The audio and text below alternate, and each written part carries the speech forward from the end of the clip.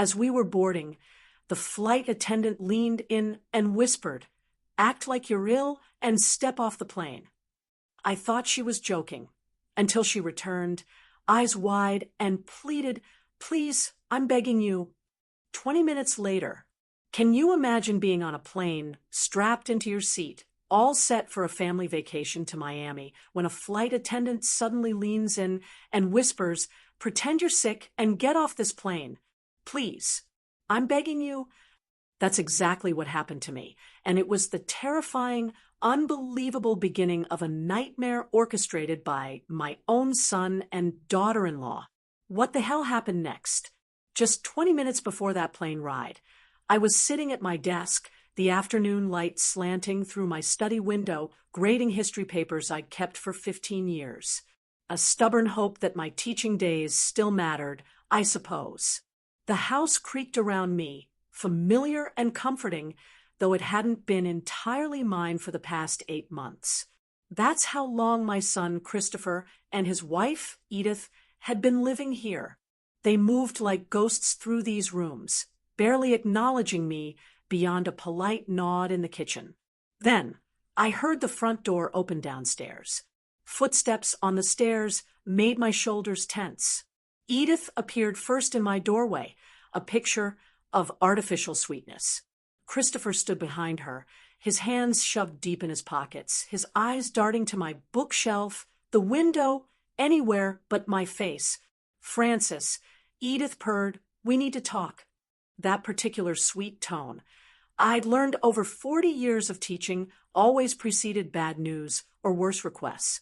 I slowly removed my reading glasses, a small, practiced gesture of defense. "About what?"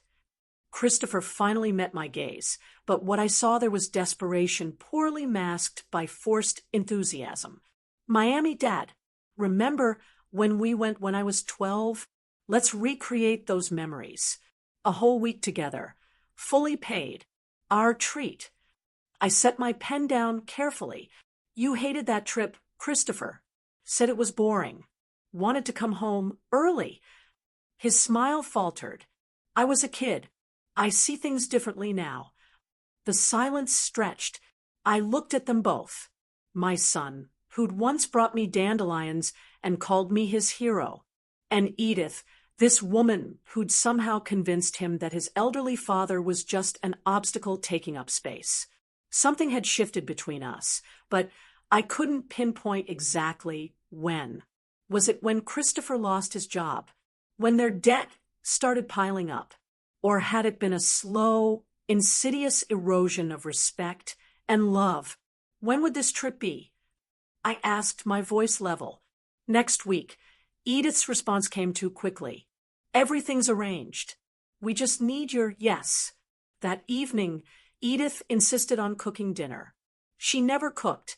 I watched her move around my kitchen with uncomfortable familiarity, opening cabinets, using my dishes. Christopher poured wine with excessive care, his hands trembling slightly when I asked about the trip's timeline. "So, this was planned without consulting me?" I accepted the wine glass, watching him over the rim. "We wanted it to be a surprise," Christopher mumbled.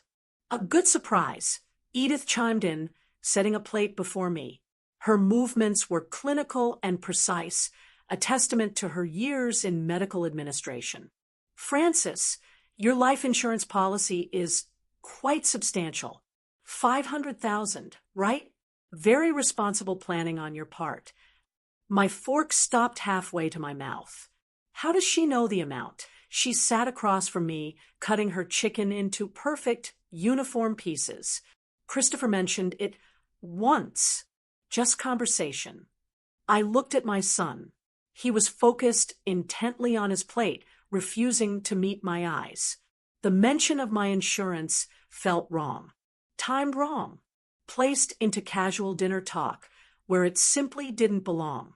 "I haven't been sleeping well lately," I said, testing them.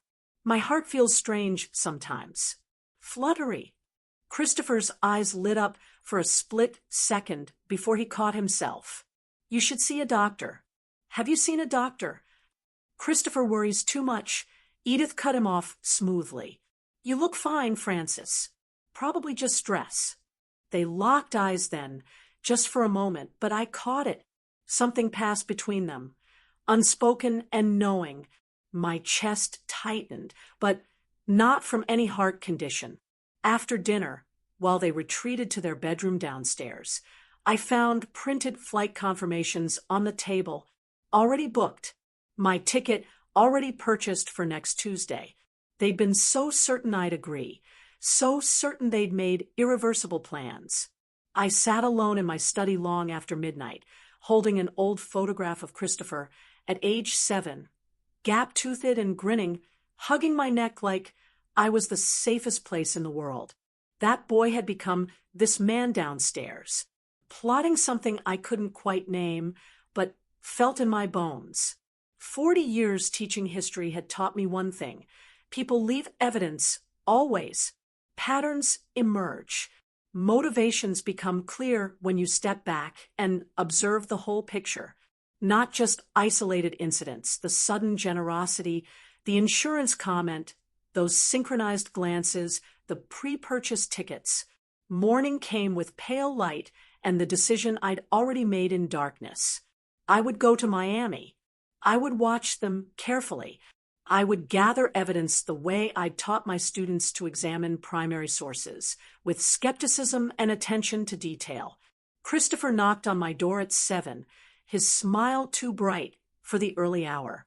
So, Dad, Miami, what do you say? I'll go, I told him, watching his face. Relief flooded his features, followed by something else I couldn't quite identify. Satisfaction. Anticipation. Great. That's wonderful. He gripped the doorframe. You won't regret it. Edith appeared behind him, her nod almost imperceptible. They'd won this round, or so they thought. I spent that morning packing my suitcase with methodical care. Underwear, shirts, my medication bottles. I paused over those bottles, reading the labels as Edith's words echoed in my mind. Something about health, about my appearance, about not worrying. My hands moved almost on their own, placing the medications in my carry-on instead of the checked luggage. A small act of caution, nothing more. But my training had taught me that survival often depended on small acts, minor precautions that seemed paranoid until they saved your life. The suitcase closed with a decisive click. Miami awaited. And whatever they had planned, I'd be ready. Christopher's car smelled of stale coffee and synthetic air freshener. I sat in the passenger seat with my suitcase balanced on my lap because he claimed the trunk was too full, though I'd seen it was nearly empty when he'd opened it. The weight pressed against my thighs as we merged onto the highway toward Orlando International Airport. Neither of them spoke. Christopher gripped the steering wheel so tightly his knuckles had gone pale. Edith stared out her window, phone in hand, typing rapidly and deleting messages immediately after sending them. I watched her reflection in the side mirror. Her face held that clinical blankness I'd come to recognize as her thinking expression, calculating variables and probabilities. Excited about Miami, Dad? Christopher's voice cracked slightly on the last word. Should I be? I missed the implication entirely. Of course. Family time, beaches, relaxation, right? The silence resumed. Heavier now. I watched familiar Orlando streets slide past. The strip mall where I'd bought Christopher his first bicycle, the library where I'd spent countless Saturdays, the high school where I'd shaped young minds for 3 decades. Each block increased the pressure in my chest, the sense that I was being carried towards something irreversible. The airport appeared ahead, all concrete and glass and controlled chaos. Christopher parked in short term. Another oddity. We'd be gone a week, yet he chose the most expensive option. Small details, but they accumulated like evidence in a case I was building against my own family. Security checkpoint arrived too quickly. Edith insisted I go through first. her hand firm on my shoulder, guiding me forward. I placed my carry-on on the conveyor belt, watching her watch the screen as my belongings passed through.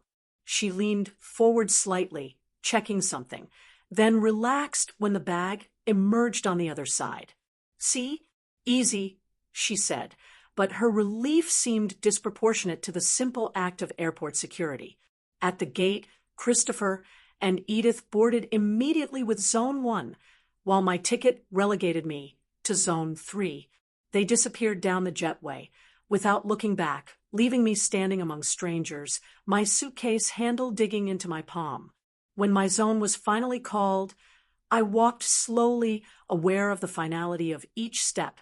The jetway stretched ahead, that peculiar liminal space between solid ground and a metal tube, suspended in nothing.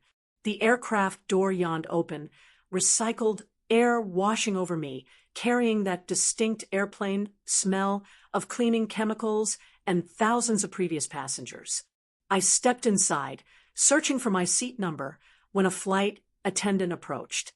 Her name tag read Mildred, and her face held professional pleasantness until she leaned close, pretending to check my boarding pass. "Pretend you're feeling ill and leave this aircraft."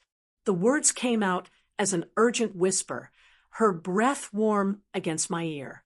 I froze, hand tightening on my carry-on. "Excuse me, I don't understand." But she'd already moved away, tending to overhead bins and smiling at other passengers. I stood in the aisle, confused, looking between her retreating form and Christopher and Edith in their seats 3 rows ahead. They hadn't noticed the exchange, too focused on their phones. Was this a joke? Some bizarre safety protocol?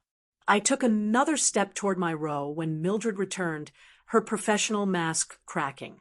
Her hands trembled as she touched my elbow. "Sir, I'm begging you. You need to get off this plane now." I looked into her eyes then and saw genuine terror. Not concern, not confusion. Terror. The kind that comes from knowing something specific and horrible. My decades of reading students' faces, of distinguishing truth from lies, kicked in. This woman was serious. "You're serious?" I said quietly. "I've never been more serious in my life." Her fingers dug into my sleeve. "Please trust me."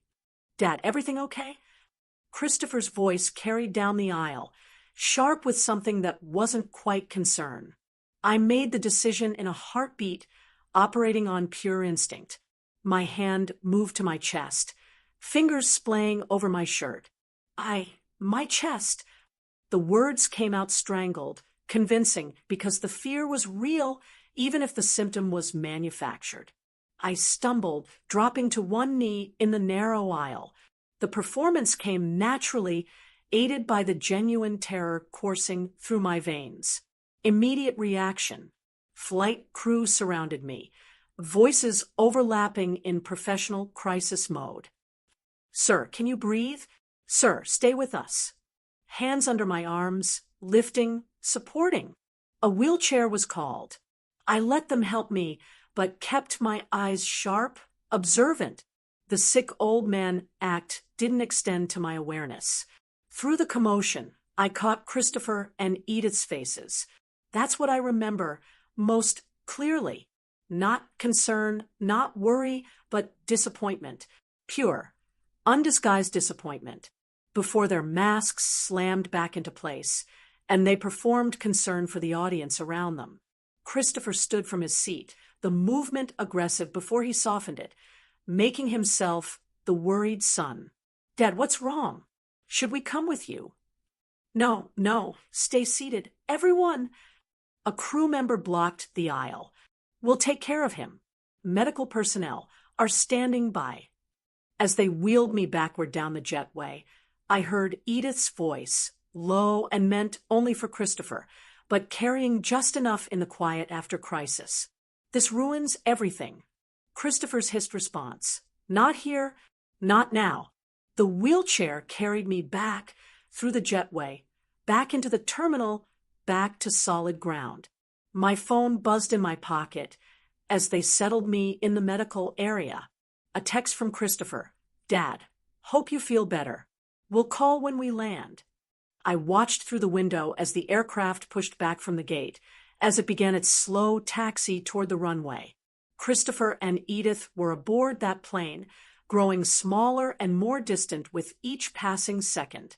The physical separation felt absolute, like I'd crossed some invisible threshold and could never return to the innocence of not knowing. The plane disappeared from view, just another metal speck against the blue sky. Mr. Wilson? I turned. Mildred stood there, still in her uniform, but off-duty now, her face pale and drawn. She glanced around the medical area, checking for listeners. We need to talk, she said, her voice tight with urgency. Now, somewhere private. The medical room was small and windowless, fluorescent lights buzzing overhead with that persistent electrical hum that sets teeth on edge. A paramedic had just cleared me. Vitals are fine, probably anxiety, and left me alone on the examination table, paper crinkling beneath me every time I shifted. Through the narrow window in the door, I could see the tail of my flight disappearing into the clouds, carrying my son and daughter-in-law toward Miami, while I sat here in this sterile room, heart pounding for reasons that had nothing to do with medical issues. My phone buzzed. Christopher's third text. Dad, please respond. We're worried sick. I powered it off. The door opened. Mildred entered, her professional composure cracked like old porcelain. She closed the door firmly, checked the hallway through the window once, then turned to face me. Her hands shook. I need to show you something. Her voice trembled. What I'm about to do could cost me my job, but I can't let this happen. I straightened on the table, paper rustling. Show me. She pulled out her phone with fingers that couldn't quite stay steady, unlocked it, navigated to her video library. I recorded part of her phone call. In the restroom before boarding, she paused, meeting my eyes. Your daughter-in-law's call. The phone screen showed a bathroom stall, mostly ceiling tiles and fluorescent lighting. The audio was muffled, but voices carried through the echo of tile and porcelain. Edith's voice, unmistakable in its clinical precision. The pills will dissolve quickly in his drink. He won't taste anything. A pause. Altitude makes heart attacks more plausible. Emergency at 30,000 feet. Medical response limited. Investigation harder. Another pause. 500,000. Christopher's nervous, but committed. She laughed. Actually laughed. I watched the video once, twice, 3 times. Each viewing revealed new layers of horror. My daughter-in-law discussing my death like a business transaction, weighing logistics and timing, calculating profit margins on my life. Who was she talking to? My voice came out steady, surprisingly so. I don't know. Mildred lowered the phone, but she mentioned the plan being in motion and Christopher being on board. Those were her exact words. I looked at her directly. Why did you do this? Risk your career for a stranger. Something flickered across her face. Old pain, barely healed wounds. My father. 3 years ago, his nephew convinced him to change his will. Then he fell downstairs. They ruled it an accident. Her jaw tightened. I couldn't prove anything. The regret has eaten at me ever since. When I heard that conversation, heard her plotting, I couldn't stay silent again. I'm sorry about your father. Don't be sorry. Her voice hardened. Stop them. I took her contact information in my small notebook, the one I always carried out of teacher habit. Precise, careful letters, even in crisis. Documentation instinct prevailed. We exchanged phone numbers. She promised to preserve the recording, understood it might become legal evidence. We shook hands. Her grip was firm despite the trembling, and she left to catch her next flight rotation. The taxi ride home took 40 minutes through Orlando's suburbs, past strip malls and chain restaurants, and residential developments that all looked identical. The driver tried making conversation. "Mr. Flight, no." I stared out the window. I caught something more important. He fell silent, confused, but sensing I didn't want to elaborate. My house appeared ahead. Two-story colonial with the garden I'd maintained for 30 years. Christopher's car wasn't in the driveway. They were in Miami, wondering why their plan had failed, scrambling to adjust. I paid the driver, walked up the path, unlocked my own front door. The house felt different now, violated, knowing what had been plotted within these walls, discussed at my own dining table, planned in bedrooms down the hall. I set my carry-on by the stairs and went straight to my study. The filing cabinet held decades of documentation. Insurance policies, bank statements, legal papers, property deeds. I spread everything across the dining room table, creating a systematic layout, chronological order categorized by type. Teacher's methodology applied to my own survival. Hours passed. The light outside faded to dusk, then darkness. I put on my reading glasses, examined each document under good lighting, looking for inconsistencies, signs of tampering, evidence of the conspiracy Mildred had exposed. I found it. The life insurance beneficiary form, dated 6 months ago, changing the primary beneficiary from my niece in Atlanta to Christopher Wilson. The signature at the bottom attempted to mimic my handwriting, but failed. The capital F in Francis was wrong, too elaborate. I never made that flourish. I photographed the document with my phone. Evidence preservation.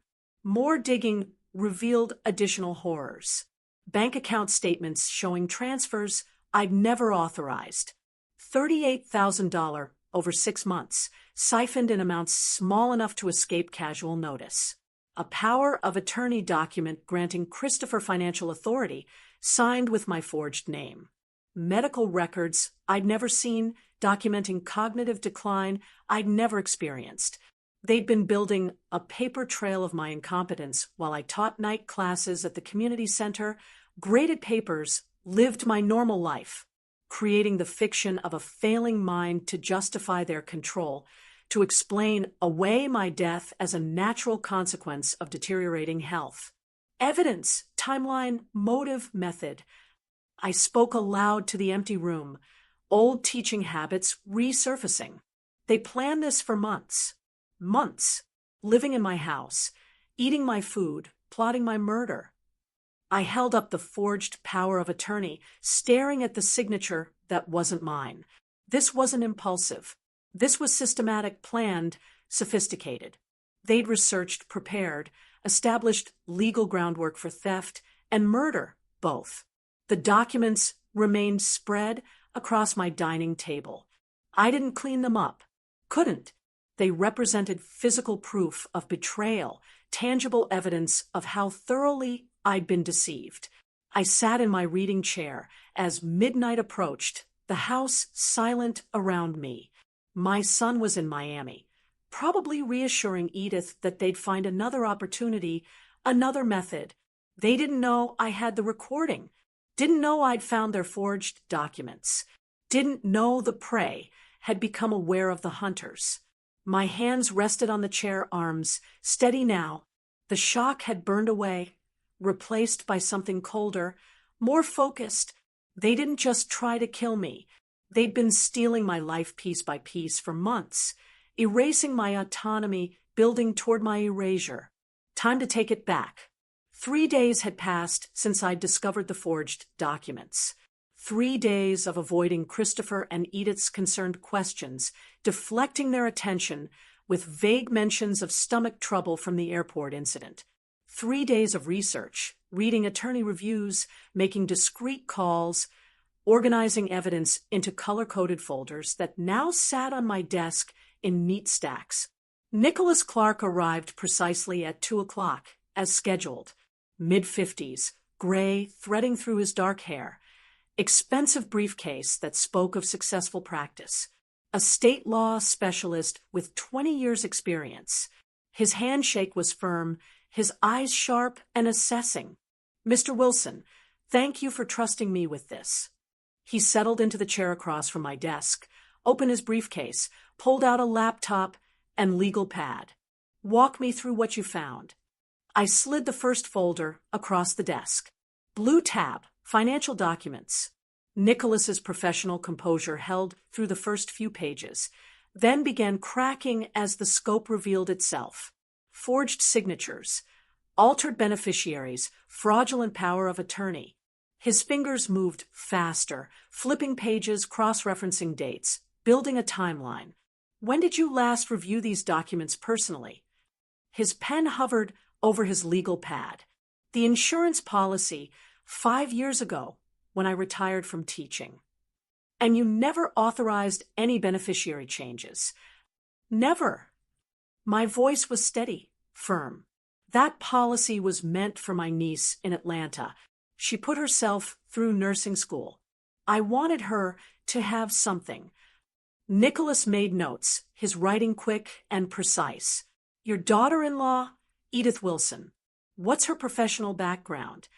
Medical administrator, Silver Palms Medical Center. Administrative access to patient records, document templates, physicians' signature stamps. Understanding dawned in his eyes.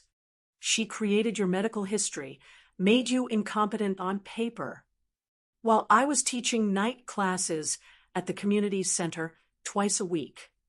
I almost smiled at the irony, lecturing on civil rights history while being declared cognitively declined in fraudulent medical reports.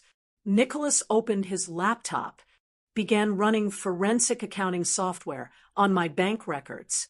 I'd provided account access authorization earlier. Red flags appeared immediately on the screen, highlighted in crimson. Unauthorized transfers, signature discrepancies, pattern matching typical fraud indicators.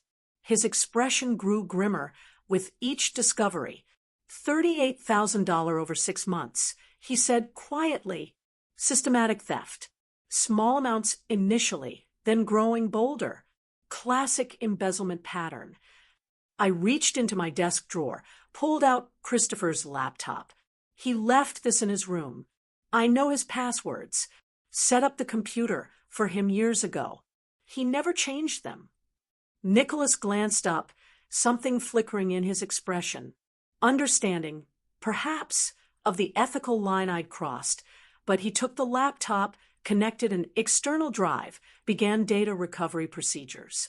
Within minutes, deleted emails resurrected themselves on the screen. The conspiracy unfolded in digital form. Email chains between Christopher and someone calling himself a medical consultant. Discussion of substances causing heart failure.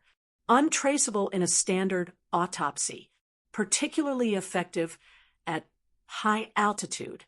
Price negotiated, $10,000 for consultation and supply. Meeting arranged at a parking garage in downtown Orlando. Nicholas's jaw tightened as he read. This is a murder contract. Your son negotiated your death like he was buying a used car. The words should have hurt more than they did, but I burned through pain during those 3 days of documentation, reached a colder place beyond conventional grief. Keep reading, I said. There's more. He found the draft while on Christopher's desktop. Everything left to Christopher and Edith Wilson. My signature forged at the bottom. Dated 2 weeks ago. They'd planned to discover it after my death. Presented to probate court. Claim I changed my mind about my niece. Nicholas leaned back, removed his glasses, rubbed his eyes. When he looked at me again, his professional mask had dropped entirely. Francis, may I call you Francis? I nodded. This goes beyond estate fraud. This is conspiracy to commit murder, forgery, elder abuse, financial exploitation. Criminal charges, not just civil recovery. He paused. We need to decide. Bring in police now, or build an ironclad case first. My phone buzzed on the desk between us. Christopher's text lit up the screen. Dad, where are you? We need to talk about your health. Nicholas glanced at the phone, then at me. Understanding passed between us wordlessly. The manipulation continued. Even now, pressure applied to keep me confused and compliant.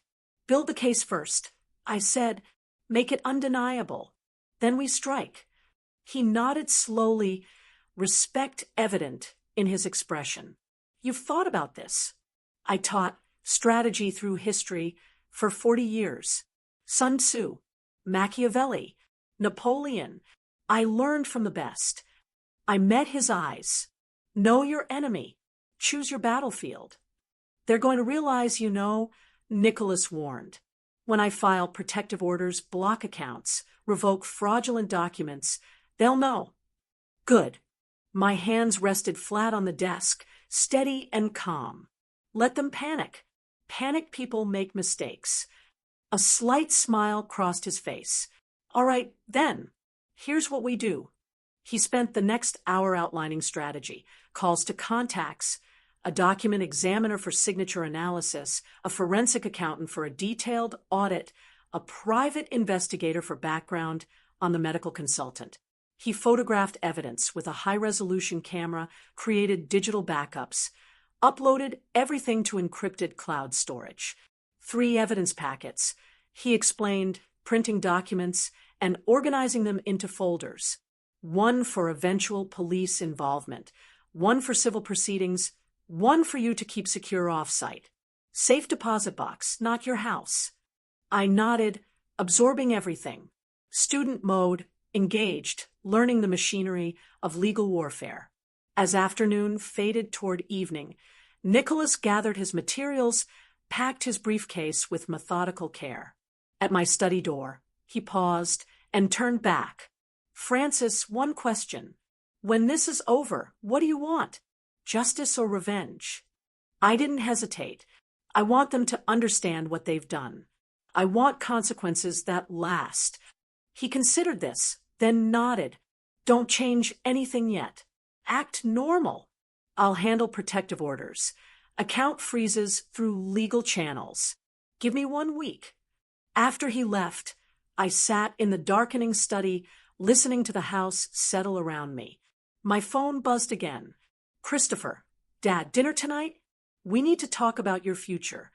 I stared at the text, then typed my response. Yes, we need to talk about the future. The double meaning was clear to me, opaque to him. The hunter had become the hunted, though he didn't know it yet. I pressed send. 1 week had passed since Nicholas Clark left my study with his briefcase full of evidence and his timeline for legal strikes. 7 days of performance, of playing the confused old man while executing strategy with the precision I'd once applied to lesson planning. I sat at my breakfast table, coffee growing cold in its mug, watching Christopher and Edith through the kitchen doorway. They'd just returned from work, Christopher's tie loosened, Edith's professional mask firmly in place. Neither of them knew that while I'd shuffled around the house asking which pills to take, and where I'd left my reading glasses, I'd been methodically destroying the foundation of their conspiracy. Dad. Christopher appeared in the doorway. You okay? You've been staring at that coffee for 10 minutes. I blinked slowly, perfecting the vacant look. Have I? I was just thinking about something. What was I thinking about? I shook my head, confused. It's gone now. The glance they exchanged was triumphant.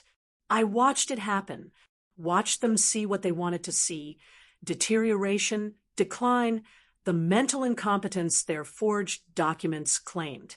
What they didn't see was the security camera above the refrigerator, recording every micro-expression, every satisfied smirk. The cameras had been installed 3 days ago, 12 of them throughout the house. I'd called a legitimate security company, explained I'd been forgetting to lock doors, and worried about break-ins. Christopher and Edith had approved enthusiastically. For your safety, Dad, Christopher had said. That's really smart thinking. They hadn't examined the specifications closely, hadn't realized the cameras recorded audio, hadn't understood that every private conversation, every whispered plan, Every moment they thought themselves alone was being captured and uploaded to cloud storage that only I could access. 24/7 recording, sir. Complete coverage. Even sound. Even sound. I'd repeated, playing up the elderly confusion. Audio on all cameras. Yes, sir. Crystal clear. Christopher had interjected then, concern crossing his face. Dad, isn't that expensive? My safety is worth it, I'd waved dismissively. I've been so forgetful lately. Can't be too careful. That night, I'd added my own enhancement, a small audio recorder tucked into the heating vent above the dining room. The same spot where I'd once caught students cheating during exams, placing a microphone to record their whispered answers. Old teacher trick. New application. The recorder had paid dividends immediately. Christopher and Edith had their most candid conversations late at night in that room, believing themselves private. I'd listened through my headphones, documenting everything. The plane was supposed to work. Edith had hissed 2 nights ago, frustration cutting through her usual control. Now we're back to square one. You said the pills were undetectable. You said. Christopher had shot back. I said a lot of things. Now we need plan B, the incompetency route. What if he resists? He won't. Look at him lately. He's already halfway there. I'd recorded it all, my face expressionless in the darkness of my room above them. Evidence accumulating, digital and damning. But the most dangerous work happened in the deep hours when Christopher slept. His laptop lived on his desk, often left open or barely closed. I'd learned enough from teaching digital literacy classes to navigate file systems, copy drives, recover deleted data. The external hard drive I'd purchased stayed, hidden in my study, filling with evidence each night I dared to enter his room. The close call had come 2 nights ago. Progress bar at 88%. My fingers hovering over the disconnect button when I'd heard footsteps in the hallway. I'd yanked the drive free, pocketed it, slipped through the bathroom that connected Christopher's room to the main hallway. My heart had hammered against my ribs, but my hands had remained steady. Decades of maintaining composure in front of challenging students had trained me well. Nicholas and I had met that afternoon in his office, reviewing the copied files, email chains about obtaining substances, browser history researching untraceable poisons, spreadsheet calculations of my net worth, insurance payouts, asset liquidation timelines. Premeditation, Nicholas had said, his voice flat with professional assessment. Not impulsive acts, systematic planning over months. Good, I'd replied. I want them to understand this isn't simple fraud. This is attempted murder. The legal machinery had already begun moving. Nicholas had filed protective orders, account freezes, power of attorney revocations, all with carefully delayed notification dates. Christopher and Edith wouldn't discover the blocks until they next attempted transfers. They won't know until they try to access funds, Nicholas had explained. Then panic. Panicked people make exploitable mistakes. Yesterday, I'd completed the most important task, creating a legitimate new will. Florence Harris, the notary, had been thorough to the point of redundancy. She'd read the entire document aloud, confirmed I understood each provision, recorded a video statement of my intentions. Your son won't inherit, she'd asked directly, her experienced eyes searching my face. My son plotted to murder me for inheritance. I'd replied, clear-eyed and certain. He'll get exactly what he deserves. Nothing. Everything goes to the Educational Futures Foundation. Scholarships for students who actually value education. She'd nodded, adding extra documentation layers. Fingerprints, capacity assessment, multiple witnesses. I've seen this pattern before. She'd said quietly, family members who see elderly relatives as obstacles rather than people. Now, sitting at my breakfast table, performing confusion over which pills to take, I felt the trap tightening around them. Edith approached, her voice dripping false concern. "The blue pills, Francis, for your heart. Here, let me help." "Thank you, dear." I accepted the pills gratefully, swallowed them while she watched. "I don't know what I'd do without you both." The camera above us recorded her satisfied expression, Christopher's approving nod from the doorway, evidence of their performance, their manipulation, their growing confidence that I was exactly as incompetent as their fraudulent documents claimed. That evening, Nicholas handed me a burner phone in a parking garage. Neutral location, no cameras, no witnesses. If emergency, he'd said, if they escalate to physical danger, call this number. Police are briefed, ready to respond immediately. I pocketed it, hoping I wouldn't need it, knowing I might. Late that night, I sat in my study reviewing footage from the day's cameras. On screen, Christopher and Edith in the living room, their voices clear through the audio feed. "We need power of attorney for his medical decisions," Edith was saying. "Find a doctor who'll declare him incompetent. Then we control everything: finances, health care, end-of-life decisions." Christopher's face showed no remorse, only calculation. My son had become someone I didn't recognize, or perhaps someone I'd refused to see clearly until survival demanded honest vision. I closed the laptop, picked up my phone, dialed Nicholas's number.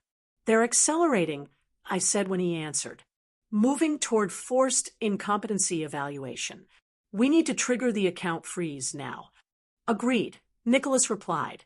"I'll activate tomorrow morning. Be ready for their reaction."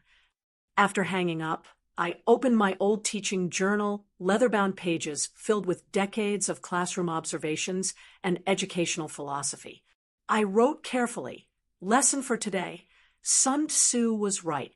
The supreme art of war is to subdue the enemy without fighting. But sometimes you must let them destroy themselves. Tomorrow, they discover what happens when you underestimate the teacher." I closed the journal and went to bed, sleeping soundly for the first time in weeks.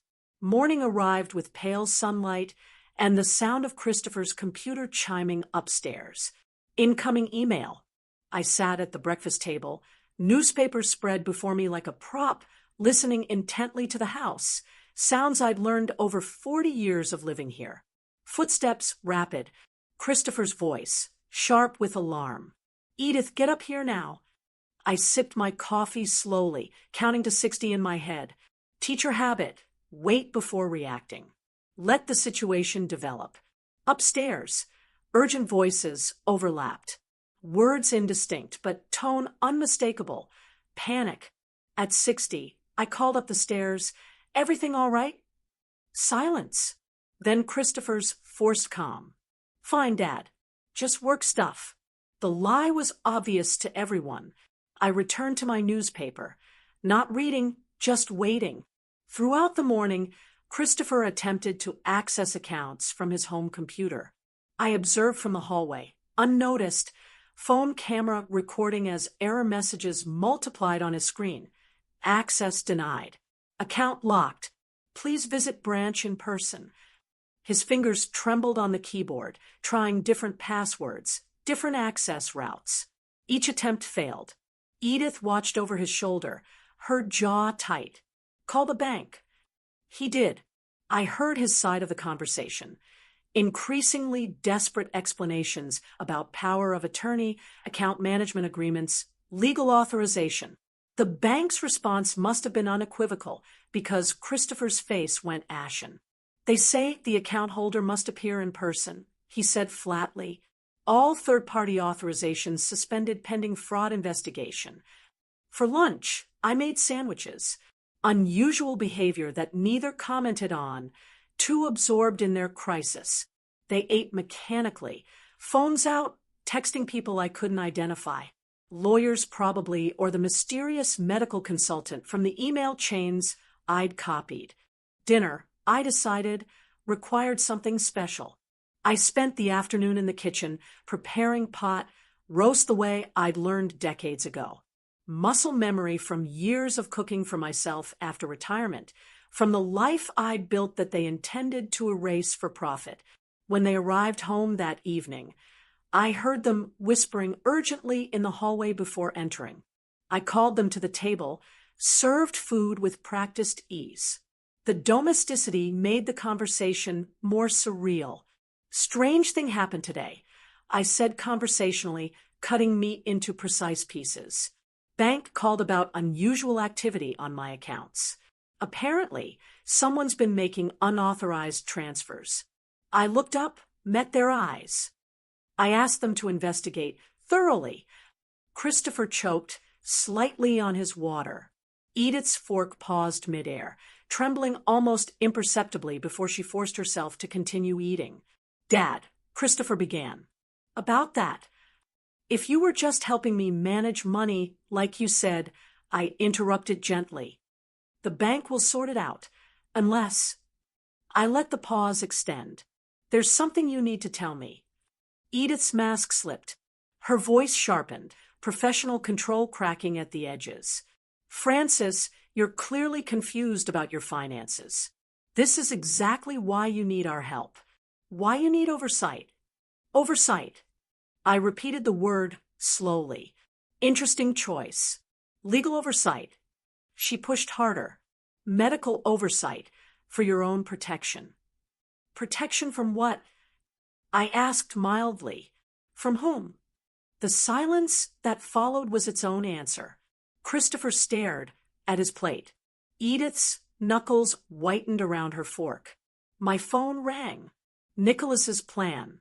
I answered, keeping my expression neutral. "Oh, the bank. Yes, I'll come by tomorrow. Investigation, of course.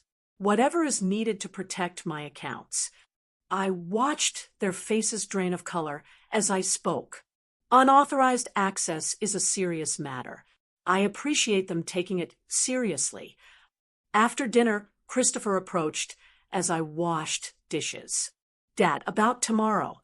Maybe I should go with you. Help explain the account management we've been doing." I smiled gently, drying a plate with methodical care. "That's thoughtful, but I should handle my own finances. I'm not incompetent yet." The word hung in the air. Incompetent. Christopher froze, searching my face. Had I emphasized it deliberately? Did I know about their plans? How much did I understand? I turned back to the dishes, leaving him suspended in uncertainty.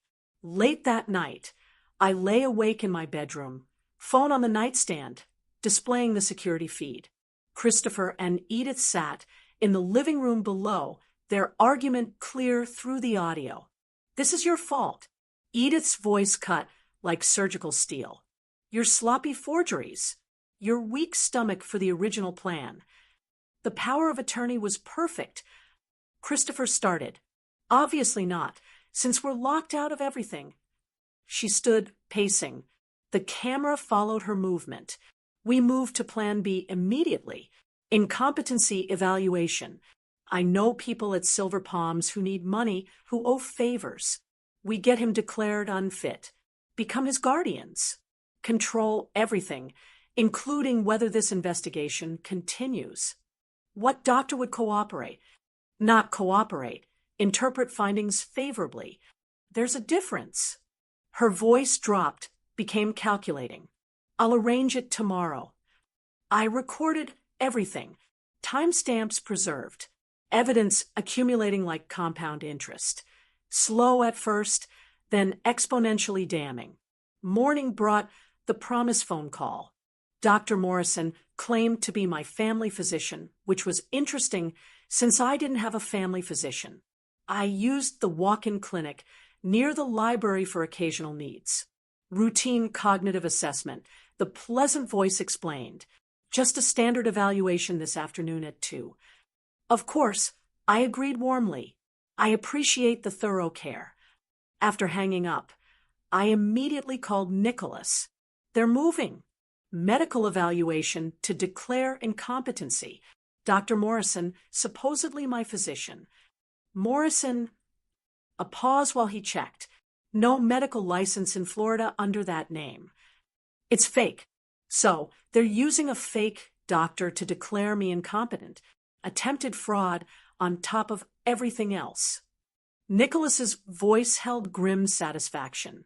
Francis, keep the appointment. Record everything. I've arranged an independent psychiatric evaluation for you tomorrow morning. Dr. Patricia Chun, 30 years experience, impeccable credentials. Their fake diagnosis versus a real professional assessment will destroy them in court. That afternoon, I drove to the address provided, a shared medical building, multiple practices. I checked the directory in the lobby. No Dr. Morrison listed. The office number given led to a small suite with temporary signage, the kind you can print and tape up overnight. I sat in my car for a moment, phone recording device active in my shirt pocket. Nicholas had texted, "Police on standby if threatened." I responded, "Everything ready. Let's see how far they'll go." For 40 years, I'd taught students to distinguish truth from manipulation, evidence from assumption, reality from performance. Today, I got to demonstrate those lessons in real time. Christopher and Edith had arranged this test, thinking I'd fail. They had no idea I'd been preparing my entire professional life for exactly this kind of challenge. I opened the car door and walked toward the building, steady and certain. Dr. Patricia Chen's office smelled of leather furniture and subtle lavender. I sat across from her, completing the final cognitive assessment, pattern recognition puzzles that would have challenged my students. Memory questions I answered with dates and details. Executive function tests I navigated systematically. Her sharp eyes watched everything. 3 decades of forensic psychiatry evident in how she observed not just answers, but approach, methodology, reasoning. Fully competent, she said, finally setting down her pen. No cognitive decline, analytical skills above age group average.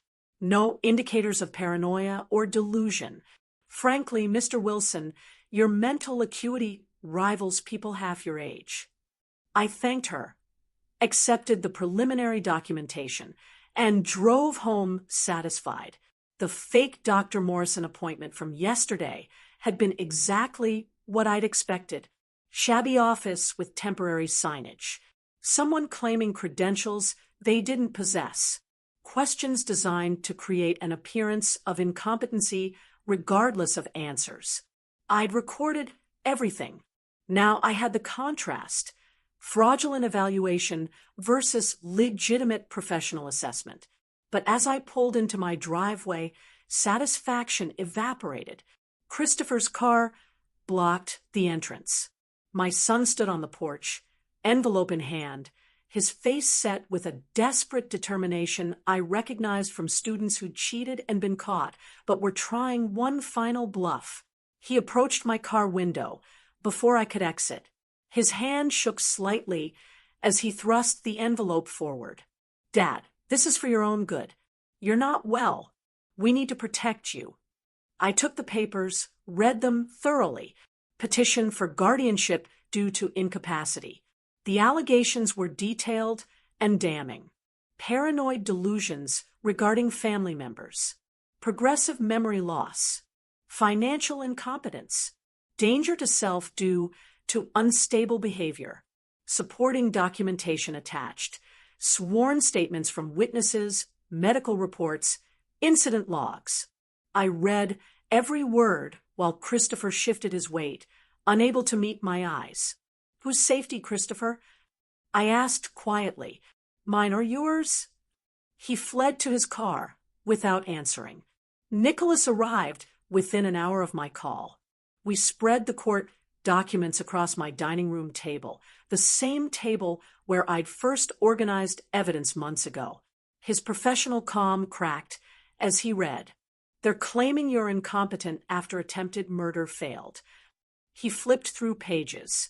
The audacity of this, these witness statements, these medical reports. Desperation breeds boldness. I said, "Read the witness list." Mrs. Patterson from next door, claimed she'd seen me wandering the yard in pajamas at midnight. Tom Chun from book club noticed increasing confusion during discussions.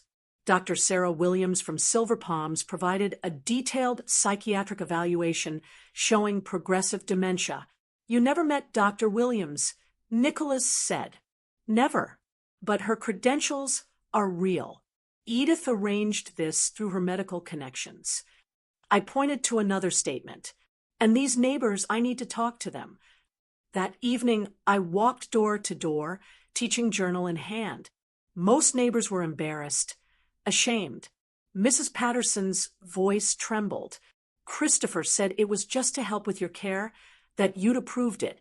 I didn't realize it was for court." "What exactly did you see, Margaret?" "You outside at night by the bushes, in your pajamas." I was checking security cameras I'd installed at 11 p.m., not midnight, in shorts and a t-shirt, not pajamas. I kept my voice gentle. Teacher comforting a confused student. "Christopher showed you what he wanted you to see." She broke down crying, promised to recant. 2 other neighbors had similar stories. Manipulation, context removed, innocent behavior twisted. But 3 neighbors refused to speak with me. I learned later Christopher had paid them $500 here, $300 there. Small amounts to people struggling financially, enough to buy false testimony. The preliminary hearing came 2 weeks later. I sat beside Nicholas, posture straight, taking organized notes, a visible demonstration of competency. Christopher and Edith sat across the aisle with their attorney. Expensive suit, calculated confidence. Where had Christopher found money for lawyers like this? More debt, probably digging deeper holes. Judge Thompson reviewed both sides' filings with evident skepticism. Court-appointed psychiatric evaluation ordered. Dr. Patricia Chun will conduct assessment and report findings. Nicholas and I exchanged subtle glances. She'd already evaluated me, knew I was competent. The trap was working perfectly. After the hearing, Nicholas wanted immediate action. We filed criminal charges now. Everything we have. Attempted murder, fraud, forgery. We can end this. I shook my head. If we file now, they'll know we have everything. They'll lawyer up completely. Maybe flee. I want them to keep digging. Let them think they're winning. Francis, that's risky. I taught for 40 years, James. Students reveal most when they think they're succeeding. Right now, Christopher and Edith believe their guardianship petition might work. Let them invest more in that belief. Let them commit more crimes, trying to support it. Then we bury them completely. He objected. Professional instinct demanded immediate prosecution, but he respected my decision. Client autonomy, even when the client was choosing the difficult path.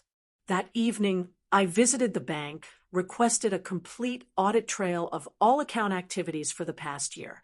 The manager, sympathetic now that the investigation had revealed fraud attempts, provided comprehensive records. I spent hours with a highlighter, marking every unauthorized transaction, a visual timeline of theft, evidence for prosecution. Several weeks passed. Christopher's behavior grew more erratic as his gambling debts became collection threats. I learned this through Nicholas's investigation. $75,000 owed across 3 sources: online sports betting, local card games, casino markers, threatening messages, and recovered deleted emails. The timeline showed debt accumulation had accelerated 6 months before the murder plot began.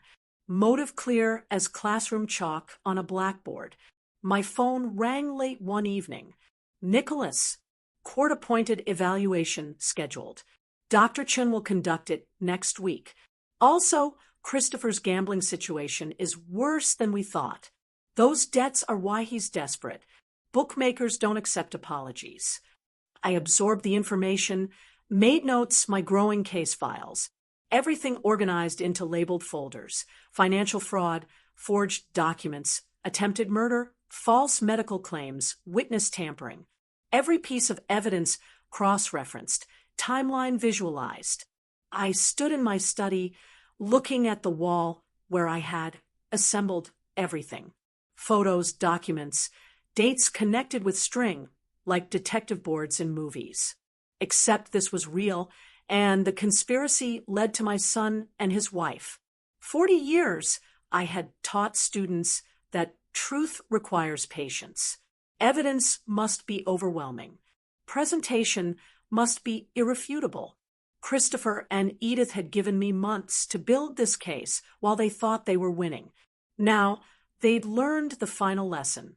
The teacher always knows more than the students realize. Class was almost over. Time for the final exam. Dr. Patricia Chen's court-appointed evaluation report sat on Nicholas's conference table between us. I read the conclusion for the second time, savoring each word. Subject demonstrates full cognitive capacity. No evidence of dementia or incompetency. Analytical skills above age group average. No indicators of paranoia or delusion. Recommendation: petition for guardianship be denied. Nicholas spread additional documents across the table. Months of evidence compilation organized into a devastating presentation. 3-ring binders, color-coded tabs, chronological timeline poster, exhibits numbered and cross-referenced. A teacher recognized a fellow educator's methodology. This was a curriculum of crimes, comprehensive and irrefutable. We filed today, Nicholas stated, not a question, a statement. I nodded once. Everything. All of it. The countersuit was 47 pages, detailing 18 separate criminal acts. Attempted murder, conspiracy to commit fraud, multiple counts of forgery, elder financial abuse, witness tampering, obstruction of justice. The criminal complaint ran 23 pages. Evidence exhibits filled 2 boxes. Nicholas and his paralegal delivered everything to the courthouse clerk. I watched from a nearby bench as the clerk processed the paperwork, paused, read further, then called her supervisor. The supervisor read, her face growing serious, then picked up the phone to the judge's chambers. Within hours, an emergency hearing was scheduled. The system recognized severity immediately. That afternoon, a professional process server went to my house, where Christopher and Edith still lived because I'd never formally evicted them. A strategic decision to keep them close, monitored. I sat in my car across the street, phone recording, watching. The server rang the doorbell. Edith answered. He handed her the envelope, identified himself officially. I zoomed my camera, captured her face as she read the first page. Shock, recognition, fear. The progression took seconds. She called for Christopher. Their argument was visible through the window, even from my distance. The process server's official report, later entered as evidence, documented everything.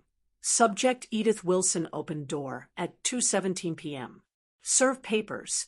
She read first page, face drained of color. Quote, this can't be. He didn't. How did subject call for Christopher Wilson? Quote from Edith Wilson. You said he was too old to figure it out. You promised. She stopped speaking when she noticed me. That evening, my security cameras captured their panic. Christopher at his computer, frantically deleting files, emptying recycle bins, attempting hard drive wipes.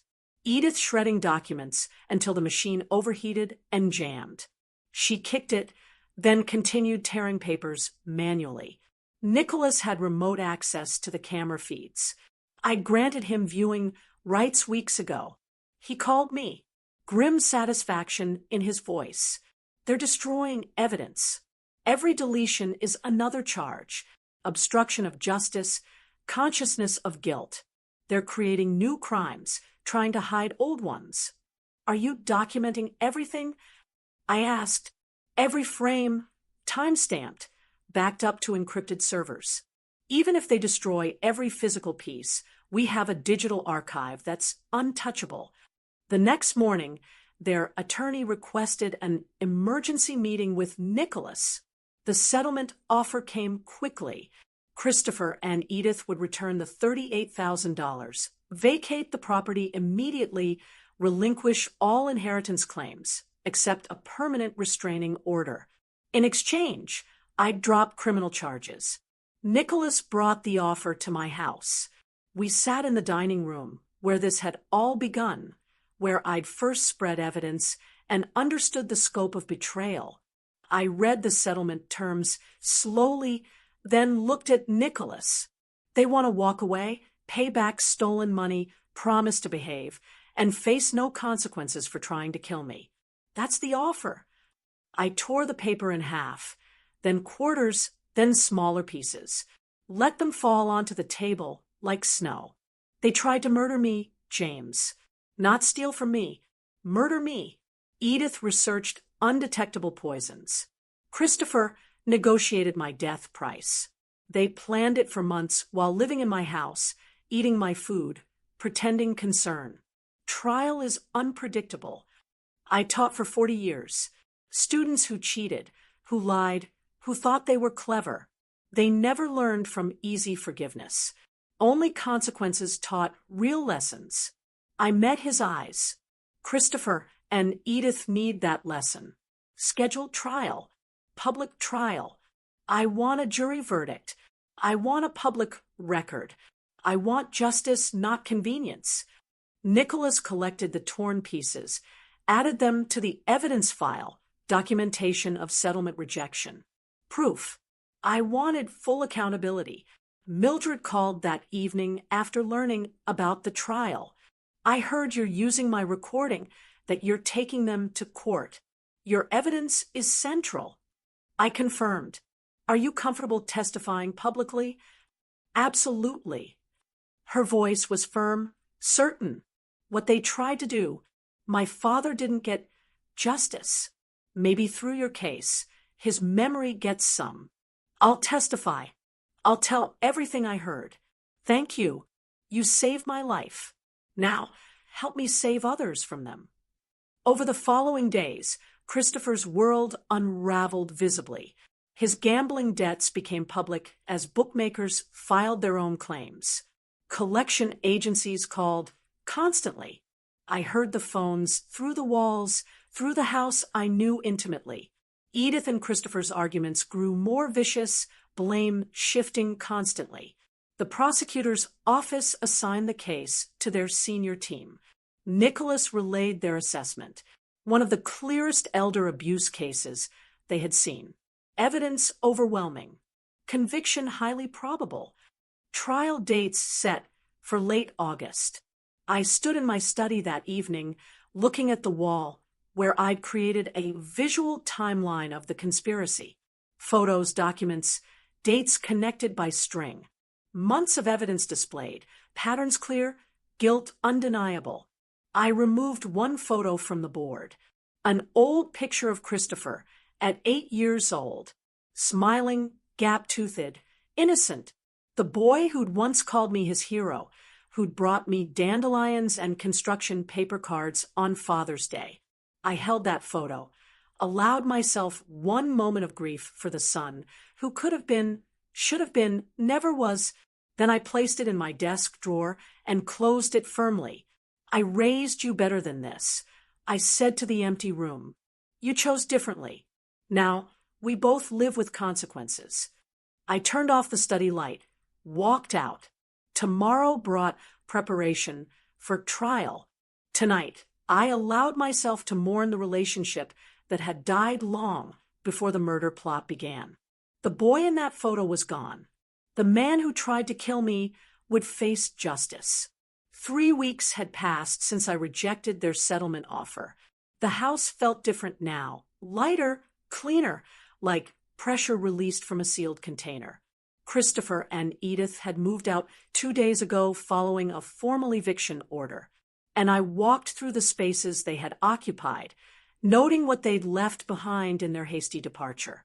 Unpaid bills scattered across the bedroom floor, broken picture frames, clothing abandoned in closets. Christopher's childhood baseball trophy, ironically awarded for sportsmanship. Edith's medical textbooks, tools of a profession she'd lost. Their wedding album, documenting a union now fracturing. I photographed everything. Not vindicatively, just documentarily. Teacher's instinct. Preserve records. Maintain evidence. My phone buzzed. Nicholas. Christopher's car was repossessed this morning. Bookmakers are filing liens. Their apartment lease required 3 months upfront. They borrowed from Edith's sister. Everything's collapsing. I read the message twice. Felt no satisfaction. Just the inevitable progression of consequences. The gambling debts, now public through court filings, had triggered aggressive collection. Bookmakers discovered Christopher wouldn't inherit my estate. My new will, filed publicly, showed a charitable donation instead. They escalated. Threatening calls, workplace visits, public confrontations. $18,000 still owed on the repossessed car. Credit cards maxed, bank accounts garnished. Christopher tried borrowing from friends. Family, anyone. Most refused, having learned the truth. His desperation became neighborhood gossip. Edith's professional destruction paralleled their financial ruin. Silver Palms Medical Center's investigation revealed her data breaches. Accessing patient records without authorization, creating false medical documents, sharing confidential information. The Florida Medical Board opened a disciplinary case. The clinic terminated her employment, immediately flagged her credentials. Future healthcare employment virtually impossible. 15 years of career building ended in a 15-minute meeting. A security escort walked her out. Confiscated badge and keys. Former colleagues watched, whispered. She drove to their apartment, sat in the car for an hour before facing Christopher. Their new apartment was in a declining neighborhood, all they could afford now. The contrast with my comfortable home became a daily reminder of their choices. Through thin walls, neighbors heard their arguments escalate. This is your fault. Edith's voice carried through walls late one night. Your gambling, your debts, your weakness. My weakness. Christopher's response was defensive, desperate. You wanted him dead. I wanted money. You wanted murder. And now we have nothing. No money, no house, no future. We have each other. Edith snorted a laugh. That's the worst part. Neighbors documented these fights, discussed them the next morning. News spread. Community judgment was harsh and complete. One afternoon, Edith's sister arrived at Nicholas's office, looking mortified. I was there reviewing final trial preparations. They asked me to bring this. She handed over an envelope like it burned her fingers.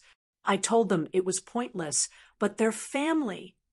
Read it for me, I said. She opened it reluctantly. We offer $100,000 in exchange for dropping all charges. We acknowledge mistakes and seek resolution. Mistakes. I repeated the words slowly. They call attempted murder mistakes. Her voice dropped to almost a whisper. I don't recognize my sister anymore. I pulled out a pen, wrote directly on their offer. A single sentence in my teacher-perfect handwriting. Justice is not for sale. Then I wrote, see you in court. I handed it back and signed. They won't accept this, she said. They'll be devastated. Good. They should be. Devastation is an appropriate response to attempted murder and betrayal. I met her eyes. Tell them the only settlement I'll accept is the one the judge pronounces. Over the following days, former neighbors who'd initially testified for Christopher, the 3 who'd accepted payment, contacted Nicholas requesting to change testimony. They'd learned the full truth, felt manipulated, wanted to correct the record. I watched these meetings, saw their shame, offered no comfort, but accepted their truth. Justice required accurate testimony, not punishing confused witnesses. One recanting witness, an elderly man who'd taken $500, looked directly at me. "Christopher said you'd approved everything, that signatures were just formalities. I needed the money. My rent was late. But then I learned what they really tried to do. Murder isn't helping with paperwork." "Then tell the truth," I said, completely. "That's all I ask." The trial date approached. Christopher's employer, after workplace collection visits, put him on probation. Edith's medical board hearing was scheduled for September. Professional license revocation, likely. Their marriage was toxic waste, corrosive to everything it touched. I stood in my bedroom one evening, looking at the calendar. Trial dates circled in red. 3 days away. I'd laid out my courtroom clothing: crisp suit, conservative tie, polished shoes. A teacher preparing for an important lecture. Phone rang. "Nicholas, final witness prep tomorrow morning. Then we're ready." "I'll be there," I confirmed. After hanging up, I looked around my quiet house. For the first time in months, I felt peaceful. Not happy.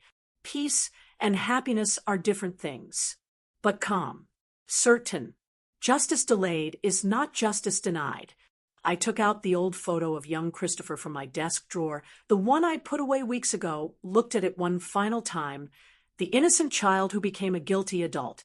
I wrote on the back, "I gave you everything. You chose this path. I choose justice." Placed it in an envelope, sealed it, addressed it to Christopher for delivery after trial. Not cruel, just honest. A final communication between father and son. Then I went to bed, slept soundly for the first time in months. Preparation complete.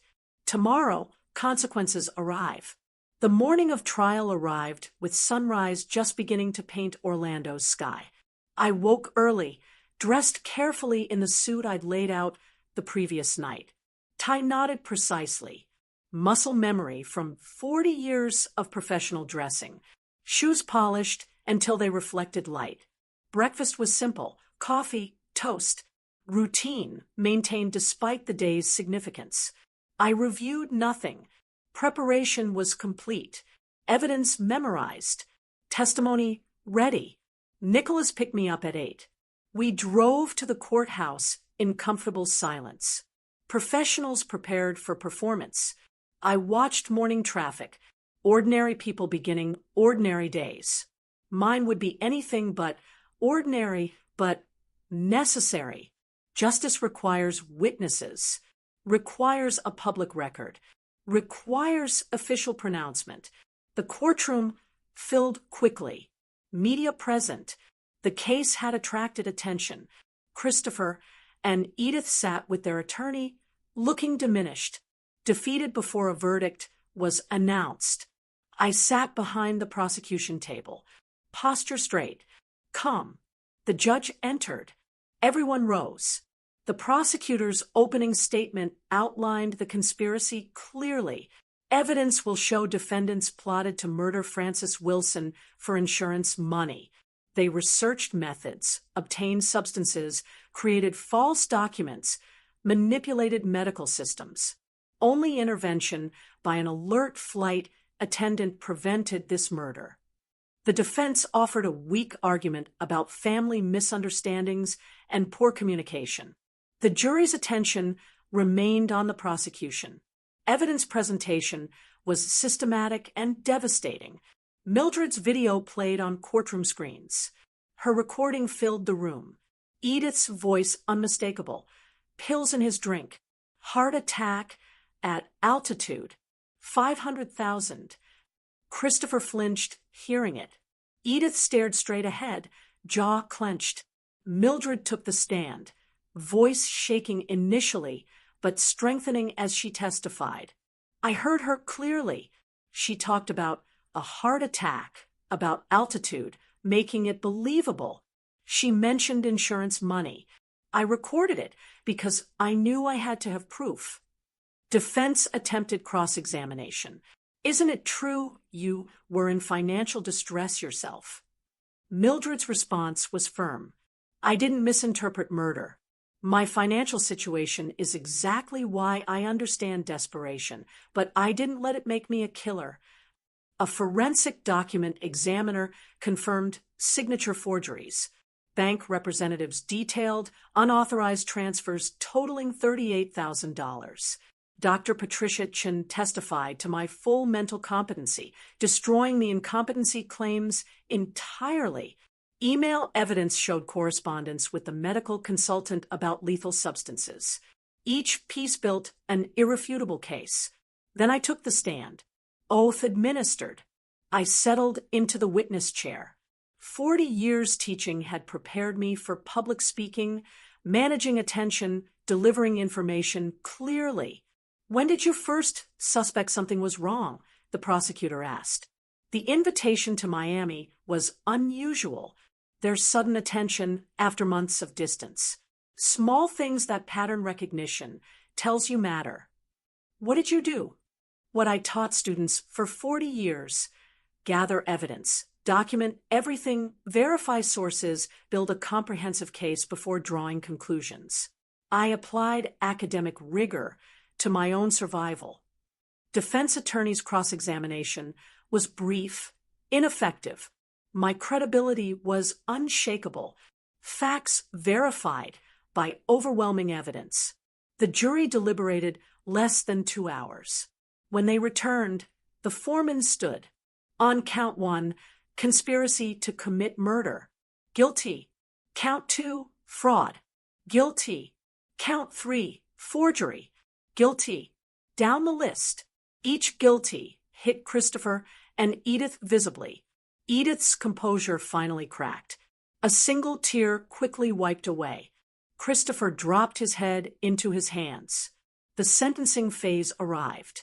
The judge asked if I wished to make a victim impact statement. I stood, faced Christopher and Edith directly. You lived in my house. I provided for you. I trusted you. You responded by plotting my death. I don't hate you. I pity you. You destroyed your lives for money you'll never see.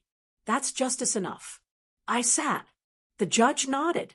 Appreciation for brevity and dignity. Sentences. Christopher received 3 years probation with strict conditions. Edith, 5 years, longer due to professional credential abuse. Both ordered to repay the $38,000 stolen funds plus $50,000 in punitive damages. Permanent restraining order. All inheritance rights permanently revoked. Criminal records permanent. The judge's statement was clear. This case represents a calculated, systematic betrayal of familial trust. Your victim's mercy in requesting probation rather than imprisonment is more than you deserve. Court adjourned. Outside on the courthouse steps, media waited. I gave a brief statement. Justice has been served. I hope this case reminds families that trust is sacred and betrayal carries consequences. I declined further questions, walked toward the parking garage, saw Christopher one final time, exiting through a side door, head down, avoiding cameras. Our eyes met briefly. He looked away first. I felt nothing, not anger, not satisfaction, not even sadness anymore. Just completion. Chapter closed. Nicholas drove me home. We rode in silence, comfortable and complete. As we pulled into my driveway, he extended his hand. You did good, Francis. Real good. We did. I corrected. Thank you. Inside my house, I stood in the quiet hallway. The house was mine again. Legally, physically, emotionally. I walked to my study, saw the timeline board I'd created weeks ago, covered with evidence documentation. Carefully, methodically, I began taking it down. Each photo, each document removed and filed. The conspiracy existed. Justice was delivered. But I wouldn't live surrounded by reminders of betrayal. I placed all documentation in a banker's box, labeled it Christopher Case Closed. August 2025. stored it in the closet, not forgotten, but archived. Then I sat at my desk, opened my laptop, composed an email to the local high school principal. I'm a retired history teacher with 40 years experience. I'd like to volunteer, teaching 2 afternoons weekly. No compensation needed. I have stories worth telling, lessons worth sharing. Students should know that knowledge protects, documentation matters, and justice, though slow, arrives for those patient enough to pursue it properly. I hit send, closed the laptop, looked around my study. Books I'd collected, papers I'd graded, a life I'd built. Everything intact, despite Christopher and Edith's attempts to destroy it. I smiled slightly, the first genuine smile in months. Not because I was happy. Happiness would take time. But because I was free. Justice delivered, conscience clear, future unwritten. Tomorrow I would begin again. The past was archived where it belonged. Today, I was just a teacher with lessons to share and a life to live. That was enough. That was everything. Thank you for watching my story. What would you have done in my place? Have you ever faced something like this? A betrayal so close to home? Tell me what you think. I really want to know.